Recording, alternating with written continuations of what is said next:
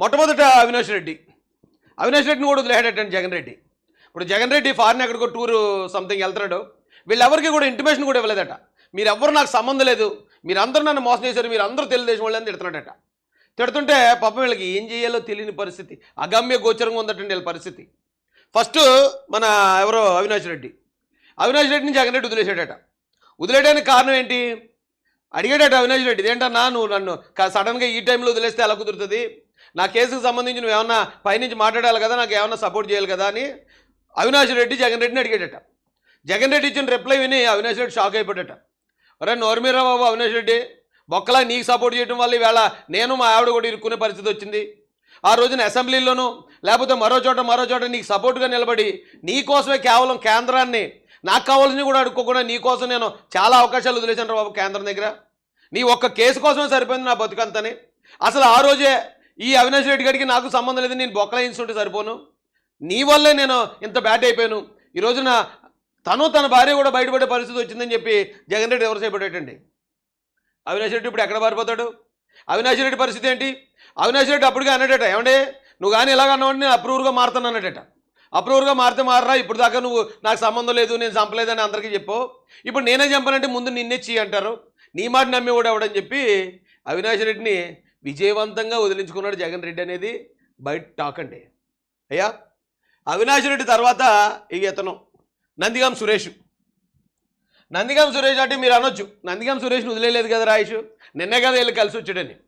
Nandigam సురేష్ను already వదిలేసిన తర్వాతే నందిగాం సురేష్ పాపం ఇక్కడి నుంచి ఉద్దండరాయనపాలెం నుంచి హైదరాబాద్ పోయి తలదాచుకున్నాడటండి. ముందైతే జగన్ రెడ్డిని అడిగాడట, అన్న నువ్వు చెప్పబట్టే కదా, నీ కోసమే కదా మేము టీడీపీ పార్టీ ఆఫీస్ మీదకి వెళ్ళాం, నువ్వు చెప్పబట్టే కదా ఈ బోట్ల విషయంలో ఇలా జరిగింది, దయచేసి మాకు రక్షణ కల్పించు అంటే, రే నువ్వు అట్టి తోటల్లోనో లేకపోతే మరో చోట తిరిగేవాడు, నువ్వు సేల్లో తిరిగేవాడివి, నిన్ను తీసుకొచ్చి ఒక ఎంపీని చేశాను. ఎంపీని చేయడానికి అసలు కారణం నీ దగ్గర ఉన్న అర్హత ఏంట్రా? ఆ రోజు నువ్వు అట్టి తోటలు తగలబెట్టినప్పుడు నేను నీ దగ్గరకు వచ్చాను, నీ దగ్గరకు వచ్చి నీలో ఉన్న ఈ నేర ప్రవృత్తి చూసే నీకు ఒక ఎంపీగా అవకాశం ఇచ్చాను. ఓకే ఇదైతే మనం చెప్పిన పనుల్లో చేస్తాడని నీకు ఎంపీగా అవకాశం ఇచ్చాను. లేదంటే నీ బతుకు నువ్వు ఎప్పుడైనా ఎంపీ అవుతావా? ఏ అర్హత ఉందో అసలు నువ్వు ఎంపీ అవ్వడానికి? నీకు ఎంపీ ఇచ్చాననే విషయం కూడా నువ్వు మర్చిపోయావు నందిగాం సురేష్. ఈవేళ నువ్వు ఇలా తిరగబడి మాట్లాడుతున్నావు నా మీదని జగన్ రెడ్డి కూడా చాలా బాధపడ్డాడటండి. అయితే జైలుకి ఎందుకు వెళ్ళాడంటే, బోట్ల విషయంలో నాకేం సంబంధం లేదని చెప్పు జగన్ రెడ్డికి నాకు సంబంధం లేదని మాత్రం చెప్పరా బాబు, ఇప్పుడు దాకా నీకు ఇంత అవకాశం ఇచ్చాను, నిన్ను ఒక ఎంపీని చేశాను, నువ్వు బోల్ డబ్బులు సంపాదించుకునే అవకాశం ఇచ్చాను, ఈ బోట్ల విషయంలో మాత్రం నా పేరు బయటికి తీసుకురావద్దని మాత్రం రిక్వెస్ట్ చేశాడటండి. నిన్న ఆయన కలుసుకోవడానికి కారణం అది. పాపం ఇతను ఇప్పుడు ఎవరైతే నందిగాం సురేష్ కానీ జోగి రమేష్ కానీ దేవినేని అవినాష్ వీళ్ళందరూ ఎందుకు పరారులో ఉన్నారనుకున్నారు? జగన్ రెడ్డి వీళ్ళందరికీ హ్యాండ్ ఇచ్చేసిన తర్వాతే వీళ్ళు బయటకు పరారు అయిపోయారటండి. లేదంటే జగన్ రెడ్డి సపోర్ట్ ఉంటే వాళ్ళు ఎక్కడే నిలబడి అరెస్ట్ అయినా ఏమైనా సరే పార్టీ సపోర్ట్ ఉంటుంది, పార్టీ కార్యకర్తల సపోర్ట్ ఉంటుంది, చూసుకుందాంలే అనుకున్నారట ఫస్ట్. ఎప్పుడైతే జగన్ రెడ్డి మీరు అందరూ టీడీపీ వాళ్ళు మీరు అర్జెంటుగా బయటకు దొబ్బేయండి, నేను కొత్త బకరాలను తెచ్చుకుంటాను, లేకపోతే కొత్త టీముని రిక్రూట్ చేసుకుంటాను. ఆల్రెడీ ఆయన ఎవరో సలహాదారుని మార్చాడు కదండి, వాళ్ళ మోహన్ సాయి దత్ గారట, ఆయన ఆల్రెడీ సలహాదారుని మార్చేశాడు. సో ఇప్పుడు ఈ బ్యాచ్ని మొత్తం వదిలించుకునే పనిలో జగన్మోహన్ రెడ్డి ఉన్నాడు. ఎందుకంటే ఈ బ్యాచ్ పాత అయిపోయింది, ఈ బ్యాచ్ నేరస్తులు, వీళ్ళందరూ నేరస్తులు, నేరాలు చేశారని ప్రజలకు అర్థమైపోయింది. వీళ్ళుంటే జగన్ రెడ్డి ఇమేజ్ ఎక్కడైతే డ్యామేజ్ అవుద్దని వాడుకున్నంతకాలం వాడుకుని కరివేపాకులాగా తర్వాత సాంబార్లో కరివేపాకులు తీసి పక్కన పారేసాడటండి. చాలా బాధాకరంగా ఉందండి. అంటే ఇప్పుడు ఇక్కడ వీళ్ళు ఎవరిని మోసం చేశారో, జగన్ రెడ్డి వీళ్ళని మోసం చేశాడా, వీళ్ళు జగన్ రెడ్డిని మోసం చేశారో తెలియని పరిస్థితి అండి. ఇక వీళ్ళ ముగ్గురు విషయంకి వస్తే వల్లభనేని వంశీ, దేవినేని అవినాష్, కొడాలి నాని, వీళ్ళ ముగ్గురిని అయితే ఇంకా ఘోరంగా మాట్లాడాడటండి జగన్ రెడ్డి.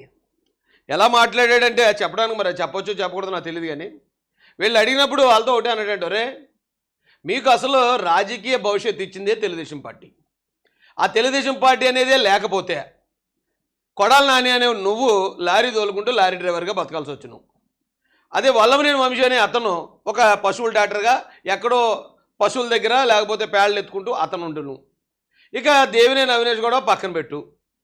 ఇలాంటి వ్యక్తుల్ని మిమ్మల్ని తెలుగుదేశం పార్టీ ఇంత లిఫ్ట్ ఇస్తే, తెలుగుదేశం పార్టీ మీకు ఇంత రాజకీయ అవకాశం, రాజకీయ భవిష్యత్తు కల్పిస్తే, అలాంటి తెలుగుదేశాన్నే మోసం చేసిన వ్యక్తులు మీరు రేపు పొద్దున్న నన్ను మోసం చేయాలని ఏటి గ్యారంటీ అని అడిగేటట్టండి.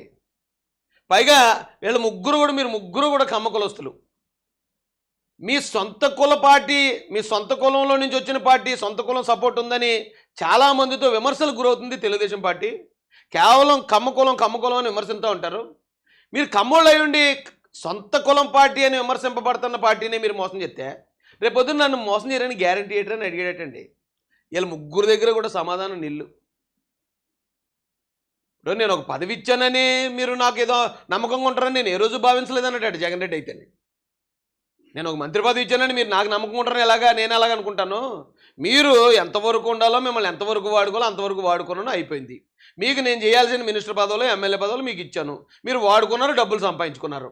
ఇక మీకు నాకు చెల్లుకు చెల్లరా బాబు, మీరు మాత్రం దుకాణాలు సర్దండి, మీరు అందరూ కూడా తెలుగుదేశం వాళ్ళు, ఇక తెలుగుదేశం వాళ్ళకి నాకు సంబంధం లేదన్నట్టండి. వైసీపీ పార్టీ నుంచి ఒక టాప్ సీక్రెట్ ఒకటి బయటపడిందండి. చాలా విశ్వసనీయ వర్గాల నుంచి వచ్చిన సమాచారం ఇది. దొంగలకి మధ్యలో పంపకాల్లో తేడా వచ్చిందని ఆ వార్త ఒకటి బయటకు వచ్చింది. ఏంటి విషయం అంటే, ఆ విషయంలోకి వెళ్ళే ముందు ఒక ఎగ్జాంపుల్ చెప్తాను మీకు. ఓ 10 మంది దొంగలు కలిసి నిధిని వేటాడడానికి వెళ్ళారట. తీరా నిధి దొరికింది. నిధి 10 మందికి కాదు, 1,00,000 మంది పంచుకున్నా సరిపోయేంత పెద్ద నిధి దొరికింది. అయినా కూడా వెళ్ళిన 10 మంది ఎవరు దొంగలు కదా. ఈ దొంగనా కొడుకుల బుద్ధి ఎప్పుడు దొంగ బుద్ధి ఉంటుంది. కాబట్టి ఒకరిని చంపేస్తే ఒక వాటా తగ్గుతుంది కదా అని ఒకరినొకరు చంపుకుని మొత్తం 10 మంది చచ్చారట. ఆ నిధి ఎవరికి ఉపయోగపడకుండా. ఇది చాలా సినిమాల్లో కూడా చూపించారండి. ఇది మనం జులై సినిమా అనుకుంటా, జులైనండి అది, బ్యాంక్ రాబరీకి వెళ్తారు కదా, అందులో అంతే. సోను సూద్ మొత్తం అందరిని చంపేస్తాడు, వెళ్ళిన వాళ్ళు అందరినీ, మొత్తం డబ్బులన్నీ పట్టుకుని ఒకటే పోతాడు. సేమ్ అలాంటిది ఇప్పుడు వైసీపీలో జరుగుతుందటండి.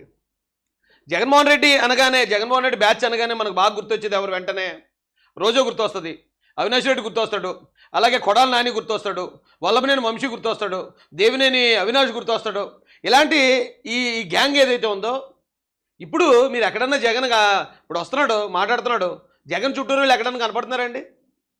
Local start అయ్యాయట. ఇప్పుడు మీరు చేసిన పనికి మీకు నాకు సంబంధం లేదురా బాబు, మీరు అందరూ తెలుగుదేశం వాళ్ళే, మీరు నన్ను మోసం చేశారు అని చెప్పి కావాలనే మీరు పార్టీకి బ్యాడ్ నేమ్ తీసుకొచ్చి వైసీపీని ఇంత ఘోరంగా ఓడించడానికి మీ నోటిదోలు మాటలే కారణమైంది. కాబట్టి మీకు నాకు సంబంధం లేదని జగన్ అంటున్నాడట. అదేంటి జగన్మోహన్ రెడ్డి, మేము తెలుగుదేశం పార్టీలో ఉన్నప్పుడు నిజాయితీగానే బతికాం, ఏ మచ్చ లేకుండానే బతికాం, నీ దగ్గరకు వచ్చిన తర్వాత కదా నీ బుద్ధులు మాకంటించావు, నువ్వు చెప్పిన అడ్డమైన పని చేయడం వల్ల ఇవాళ మేము కూడా ఓడిపోయి సంకనాకు పోయి వాళ్ళ కేసులు ఇరుక్కుని ఉన్నాం, మరి మా పరిస్థితి ఏంటని చెప్పి పాపం వీళ్ళు అడుగుతున్నారట. అంటే నిజంగా ఇప్పుడు ఎవరిని జగన్ వీళ్ళని మోసం చేశాడా, వీళ్ళు జగన్ను మోసం చేశారా? ఈ విషయంలోకి మనం ఒకసారి కొంచెం కూలంకషంగా ముందుకెళ్దామండి. వీళ్ళ నలుగురు కన్నా ముందు ఇంకొక 2 కోసం మాట్లాడతాను. అసలు ఏం జరిగింది, ఎక్కడి నుంచి స్టార్ట్ అయింది గొడవ.